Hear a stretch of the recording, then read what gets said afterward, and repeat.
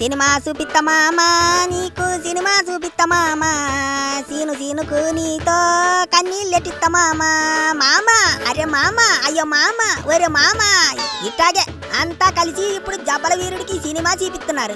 అయ్యగారి దూర తీరుతున్నారు. ఎట్టా పడితే అట్టా చేస్తే సినిమాలో మాదిరి బయట కూడా కోవెక్కి కొట్టుకుంటే ఏటవుతుందో 70 mm లో చూపిస్తున్నారు. ముఖ్యమంత్రి గారు అసెంబ్లీలో మాట్లాడారు. ఆయనకు తెలిసిందేదో ఆయన చెప్పారు. అక్కడితో అయిపోయింది. దానికి జబ్బల వీరుడు పెద్ద మునగైళ్ళ వెంటనే ప్రెస్ మీట్ ఎట్టి నా పేరు చెడగొడుతున్నారు. అదేంటి ఆ వ్యక్తిత్వం పోతోంది అంటున్నాడు. అసలు అయ్యగారికి వ్యక్తిత్వం అనేది ఒకటి ఉందా?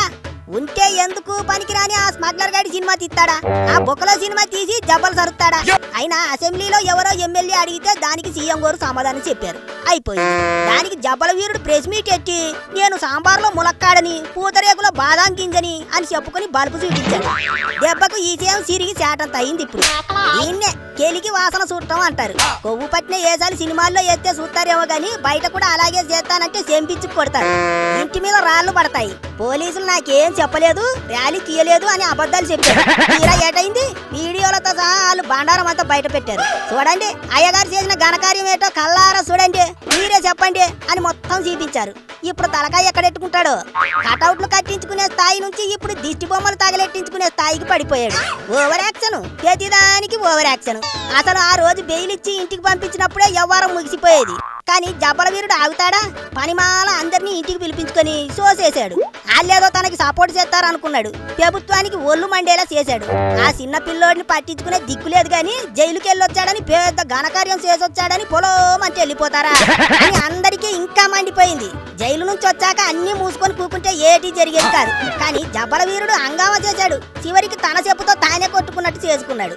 అంతా బాగానే ఉంది కానీ వాళ్ళేరి అదే పకోడిగాళ్ళు అల్లు ఆర్మీ అని ఎగిరెగిరి పడ్డారే ఏరి. హీరో కట్టాల్లో ఉంటే కాస్త ధైర్యం చెప్పొచ్చుగా. నీకు మేము ఉన్నామని చూపించొచ్చుగా, ధైర్యం చెప్పొచ్చుగా. పైగా అడ్డమైన కామెంట్లన్నీ రాజీ ఆడి దూపదేంచుతున్నారు. గోటితో పోయేదాన్ని గొడ్డెల్లాగా తీసుకొచ్చారు. జబ్బల వీరుడికి తగ్గ ఫ్యాన్సే ఉన్నారు. ఓవర్ యాక్షన్ గాళ్ళు. పోలీసులు ఒక్క వార్నింగ్ ఇచ్చేసరికి అన్ని రంధ్రాలు మూసుకొని కూకున్నారు. పిల్ల బచ్చాగాళ్ళు మెగా అభిమానుల సపోర్టుతో ఎదిగి ఇప్పుడు సెపరేట్ దుకాణం తెరిచాడు జబ్బల వీరుడు. ఏరి అల్లేరి ఒక్కడు కనిపించడం లేదే. ఇప్పటికైనా మెగా అభిమానుల ఇలువ తెలుసుకో జబ్బల వీరుడా. ప్రతిదానికి తగ్గేదేలే అని గడ్డం కింద చెయ్యట్టుకుంటే సరిపోదు. ఎక్కడ తగ్గాలో ఎక్కడ నెగ్గాలో తెలిసి ఉండాలి. గులానందం ఉంది కదా అని గొర్రెపోతులా వెళ్ళి బండరాయిని గుద్దుకుంటే ఏటవుతుంది? గుండుకు పెద్ద బొక్కడి పొద్ది, రగతం కరిద్ది. సినిమాల్లో వంకర భుజం వేసుకొని పుష్పగాడు తగ్గేదేలే, పుష్పగాడిని ఎవ్వరేం పీకలేరు అని డైలాగులు చెబితే ఈజీలు చేశారేమో గాని రియల్ లైఫ్ కి చాలా తేడా ఉందిరా బాబా. ఎప్పుడు తెలుసుకుంటావో ఏటో మరి. ఆ జులపాల జుట్టు గడ్డం తీసేయి, అప్పుడన్నా ఆ స్మగ్లర్ గాడి పాత్రలోంచి బయటకు వస్తావేమో.